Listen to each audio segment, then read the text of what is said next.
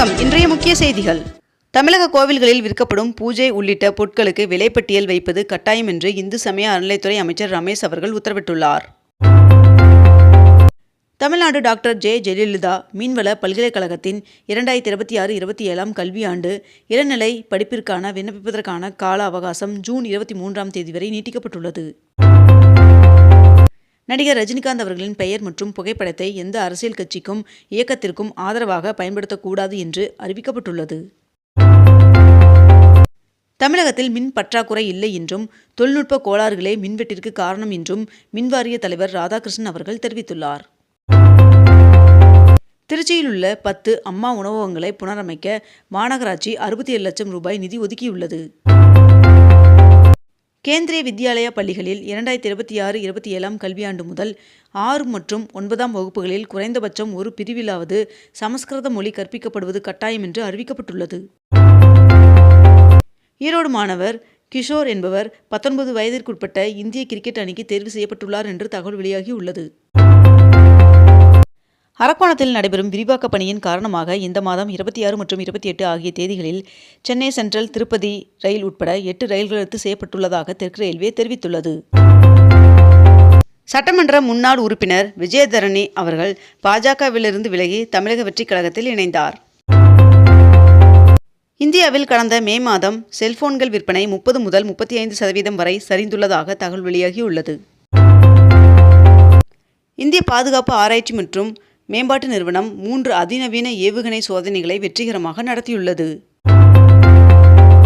கேரளத்தில் கல்லூரி மாணவிகளுக்கும் மாதம் 1000 ரூபாய் உதவித்தொகை வழங்கப்படும் திட்டம் நடப்பு கல்வியாண்டில் செயல்படுத்தப்படும் என்று உயர்கல்வி அமைச்சர் ரோஜி எம். ஜான் அவர்கள் அறிவித்துள்ளார். பிரதமர் நரேந்திர மோடி அவர்கள் 19ஆம் தேதி வரை ஐரோப்பிய நாடுகளில் சுற்றுப்பயணம் மேற்கொள்கிறார். மேலும் பிரான்ஸ் மற்றும் ஸ்லோவேக்கியா நாடுகளுக்கு செல்லும் பிரதமர் நரேந்திர மோடி அவர்கள் அங்கு G7 மாநாட்டில் கலந்து கொள்ள உள்ளார் என்றும் தகவல் வெளியாகியுள்ளது. பட்டா தொடர்பான மனுக்கள் மீது 15 நாட்களில் நடவடிக்கை எடுக்கப்படும் என்று அமைச்சர் செங்கோட்டையன் அவர்கள் தகவல் தெரிவித்துள்ளார். தமிழகத்தில் நிலவும் வளிமண்டல சுழற்சி காரணமாக மேற்கு தொடர்ச்சி மலை, டெல்டா மற்றும் வட உள் மாவட்டங்களில் இன்று மிதமான மழைக்கு வாய்ப்புள்ளதாக வானிலை மையம் தகவல் தெரிவித்துள்ளது. 17வது சட்டசபைக்கு தேர்வு செய்யப்பட்ட எம்எல்ஏக்களுக்கு வருகின்ற 16 மற்றும் 17 ஆகிய 2 நாட்கள் புத்தாக்க பயிற்சி சென்னை கலைவாணர் அரங்கில் நடைபெற உள்ளது. மேலும் முதல்வர் விஜய் அவர்கள் இப்பயிற்சியை துவங்கி வைக்க உள்ளார். மேகதாது அணை கட்டும் விவகாரத்தில் சட்ட ரீதியான நடவடிக்கை எடுக்கப்படும் என்று பொதுப்பணித்துறை அமைச்சர் ஆதவ் அர்ஜுனா அவர்கள் தெரிவித்துள்ளார். 22 கேரட் ஆபண தங்கத்தின் விலை சவரனுக்கு 480 ரூபாய் அதிகரித்து 1 சவரன் 1,10,880 ரூபாயாகவும் 1 கிராம் 13,860 ரூபாய்க்கும் விற்பனை செய்யப்பட்டு வருகிறது. இதனைத் தொடர்ந்து 1 கிராம் வெள்ளியின் விலை கிராமிற்கு 5 ரூபாய் அதிகரித்து 1 கிராம் வெள்ளி 270 ரூபாய்க்கு விற்பனை செய்யப்பட்டு வருகிறது. புதுச்சேரியில் மேலும் 3 அமைச்சர்களுக்கு குடியரசுத் தலைவர் ஒப்புதல் வழங்கியுள்ளார். தமிழகத்தில் 10 மற்றும் 12ஆம் வகுப்பு மாணவர்களுக்கு மறு மதிப்பீடு மற்றும் துணைத் தேர்வுகள் முடிந்த பின்னரே அசல் மதிப்பெண் சான்றிதழ்கள் வழங்கப்படும் என்று அரசு தேர்வுகள் இயக்கம் தெரிவித்துள்ளது. நாட்டின் 10 மாநிலங்களில் காலியாக இருந்த ராஜ்யசபா இடங்களுக்கு நடைபெற்ற தேர்தலில் மல்லிகார்ஜுன் கார்கே உள்ளிட்ட 24 பேர் போட்டியின்றி தேர்வு செய்யப்பட்டனர். வருகின்ற ஜூலை 15ஆம் தேதிக்குள் மேம்படுத்தப்பட்ட புதிய IRCTC வெப்சைட் உருவாக்கப்படும் என்று ரயில்வே அமைச்சர் அஸ்வினி வைஷ்ணவ் அவர்கள் தெரிவித்துள்ளார். தமிழகத்தில் முதல் முறையாக பொன்னேரியில் பெண்களுக்கான பிங்க் காவல் உதவி மையம் பொதுமக்களின் பங்களிப்புடன் திறக்கப்பட்டுள்ளது. துல்லிய தாக்குதல் திறன் கொண்ட 106 டர்போஜெட் ட்ரோன்களை இந்திய தொழில்நுட்ப நிறுவனம் தயாரித்து இராணுவத்திடம் வழங்கியுள்ளது. கர்நாடக மாநிலத்தில் உள்ள மூகாம்பிகை சுவாமி கோவிலில் முதலமைச்சர் விஜய் அவர்கள் வழிபாடு செய்தார். ஈரான் அமெரிக்க இடையே சமாதான ஒப்பந்தம் கையெழுத்தாகும் நிலையில் இருப்பதாக டொனால்ட் ட்ரம்ப் அவர்கள் அறிவித்ததை தொடர்ந்து உலகம் முழுவதும் பங்குச்சந்தைகள் ஏற்றம் காணப்படுகிறது. நாமக்கல்லில் முட்டை ஒன்றின் பண்ணை கொள்முதல் விலை 6 ரூபாய் 10 பைசாவாக அதிகரித்துள்ளது. குறுவை நெல் சாகுபடியை ஊக்குவிக்கும் வகையில் டெல்டா மற்றும் டெல்டா அல்லாத மாவட்டங்களுக்கான குறுவை தொகுப்பு திட்டத்தை தமிழக அரசு அறிவித்துள்ளது.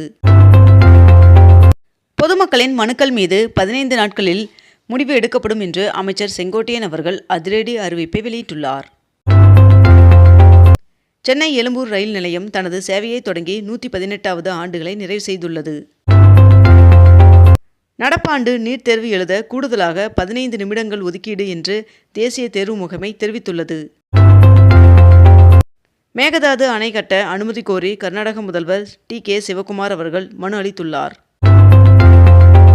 கடலூர் மாவட்டம் பரங்கிப்பேட்டை அருகே கடலுக்குள் 4 ஹைட்ரோ கார்பன் கிணறுகள் அமைக்க கடலோர ஒழுங்குமுறை ஆணையத்தின் அனுமதி கோரி இந்துஸ்தான் ஆயில் நிறுவனம் விண்ணப்பித்துள்ளது. நீட் தேர்வை தமிழ்நாடு அரசு எதிர்க்கிறது என்று நிதி ஆயோக் கூட்டத்தில் முதலமைச்சர் விஜய் அவர்கள் வலியுறுத்தியுள்ளார். நேற்று நடைபெற்ற நிதி ஆயோக் கூட்டத்தில் வேலைவாய்ப்பு மற்றும் திறன் மேம்பாட்டு திட்டங்கள் குறித்து மாநில முதல்வர்களுடன் பிரதமர் நரேந்திர மோடி அவர்கள் ஆலோசனை நடத்தினார். இந்தியாவில் தயாரிக்கப்பட்ட முதல் C-295 ரக இராணுவ போக்குவரத்து விமானத்தின் முதற்கட்ட பரிசோதனையை வெற்றிகரமாக நிறைவு செய்ததாக இந்திய விமானப்படை தெரிவித்துள்ளது.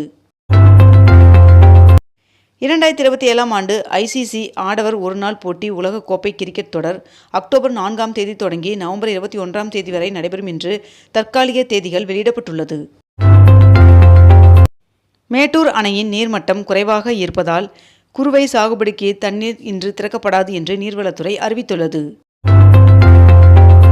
நீலகிரி மாவட்டத்தில் கோடை சீசன் காலமான கடந்த ஏப்ரல் மாதம் முதல் இயக்கப்பட்ட சர்க்கியூட் பேருந்துகளில் 1 லட்சம் சுற்றுலா பயணிகள் பயணித்துள்ளனர் என்று தகவல் வெளியாகியுள்ளது. தமிழகத்தில் இன்று திருநெல்வேலி, கோவை, கன்னியாகுமரி, நீலகிரி, திண்டுக்கல், வேலூர், திருப்பத்தூர், கிருஷ்ணகிரி, தருமபுரி, ஈரோடு, சேலம், ராணிப்பேட்டை, திருவண்ணாமலை, விழுப்புரம், கள்ளக்குறிச்சி, தேனி, கடலூர், மயிலாடுதுறை ஆகிய மாவட்டங்களில் ஒரு சில இடங்களில் கனமழை பெய்ய வாய்ப்புள்ளதாக வானிலை மையம் தகவல் தெரிவித்துள்ளது. ஒன்றிய அரசுடன் ஆக்கப்பூர்வமான ஒத்துழைப்புடன் செயல்பட தமிழ்நாடு அரசு உறுதி பூண்டுள்ளது என்று முதலமைச்சர் விஜய் அவர்கள் தெரிவித்துள்ளார். பயணிகளின் நலன் கருதி கோயம்பேடு பேருந்து நிலையத்தை மீண்டும் திறக்க வேண்டும் என்று அனைத்து ஆம்னி பேருந்து உரிமையாளர்கள் சங்கம் வலியுறுத்தியுள்ளது. தமிழகத்தில் காலியாக உள்ள ஒரு மாநிலங்களவை உறுப்பினர் பதவிக்கான தேர்தலில் காங்கிரஸ் வேட்பாளர் பிரவீன் சக்கரவர்த்தி அவர்கள் போட்டியின்றி தேர்வு செய்யப்படுவதாக அதிகாரப்பூர்வமாக அறிவிக்கப்பட்டுள்ளது.